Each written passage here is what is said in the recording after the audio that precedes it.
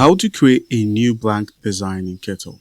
All right, so this is really easy to do. After you've signed up for Kittl and you're done, designing your project, all you need to do here is the horizontal lines at the top left where we have menu. Go ahead and click on it, and then where we have my new project, just go ahead and click on new project here, and it's going to go ahead and load into a new project. Now, this is your artboard size where you get to select the size and orientation of the designs you're going to be making. So you could either make posters, t-shirts, you could move into the other sections and select Instagram posts, Facebook posts, and in marketing, we have a poster or logo. So if you want to create any of these designs, all you need to do is just select them. Now, if you want a more custom new project, you could just enter the width and the height and the DPI you need and the unit as well. So you can mess around with the units and get what you want.